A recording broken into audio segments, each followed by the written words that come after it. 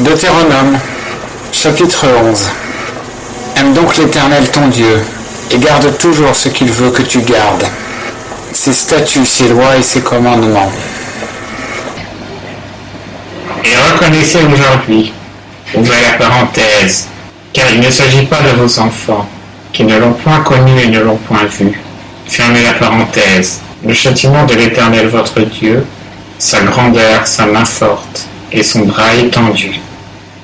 Et ces signes et les œuvres qu'il fit au milieu de l'Égypte, contre Pharaon, roi d'Égypte, et contre tout son pays, et ce qu'il fit à l'armée d'Égypte, à ses chevaux et à ses chars, quand il fit refluer contre eux les eaux de la mer Rouge, lorsqu'ils vous poursuivaient, et que l'Éternel les détruisit jusqu'à ce jour, et ce qu'il vous a fait dans le désert, jusqu'à votre arrivée en ce lieu, et ce qu'il fit à Dathan et à Abiram, fils d'Eliab, fils de Ruben, comment la terre ouvrit sa bouche et les engloutit au milieu de tout Israël, avec leurs familles et leurs tentes, et tous les êtres qui les suivaient.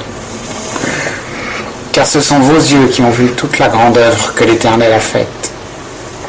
Vous garderez donc tous les commandements que je vous donne aujourd'hui, afin que vous vous fortifiez, et que vous entriez et vous empariez du pays où vous allez passer pour en prendre possession, et afin que vous prolongiez vos jours sur la terre que l'Éternel a juré à vos pères de leur donner, à eux et à leur postérité, pays où coule le lait et le miel. Car le pays où tu vas entrer pour le posséder n'est pas comme le pays d'Égypte, d'où vous êtes sortis, où tu semais ta semence, et que ton pied se fatiguait à arroser comme un jardin potager. Mais le pays où vous allez passer pour le posséder est un pays de montagnes et de vallées, et il est abreuvé des eaux de la pluie du ciel. C'est un pays dont l'Éternel ton Dieu a soin. Les yeux de l'Éternel ton Dieu sont continuellement sur lui, depuis le commencement de l'année jusqu'à la fin. Il arrivera donc que si vous obéissez à mes commandements que je vous donne aujourd'hui, d'aimer l'Éternel votre Dieu et de le servir de tout votre cœur et de toute votre âme, je donnerai en son temps la pluie à votre pays, la pluie de la première et de la dernière saison. Et tu recueilleras ton froment, ton mou et ton huile. Je mettrai aussi dans ton champ de l'herbe pour ton bétail, et tu mangeras, et tu seras rassasié. Prenez garde à vous, de peur que votre cœur ne se laisse séduire, et que vous ne vous détourniez, et ne serviez d'autres dieux, et ne vous prosterniez devant eux, et que la colère de l'Éternel ne s'allume contre vous, et qu'il ne ferme les cieux, en sorte qu'il n'y ait point de pluie, et que le sol ne donne plus son produit, et que vous ne périssiez bientôt de dessus ce bon pays que l'Éternel vous donne. Mettez donc mes paroles que voici dans votre cœur et dans votre âme, liez-les comme un signe sur votre main, et qu'elles soient comme des frontaux entre vos yeux, et enseignez-les à vos enfants, en parlant quand tu te tiens dans ta maison, quand tu marches par le chemin, quand tu te couches, et quand tu te lèves.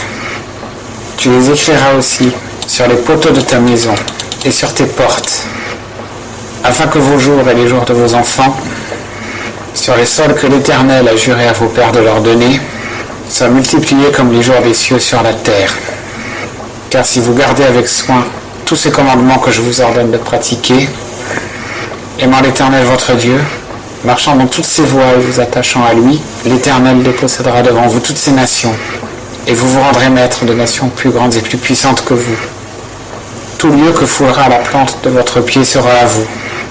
Votre frontière sera depuis le désert et le Liban, depuis le fleuve de l'Euphrate, jusqu'à la mer occidentale.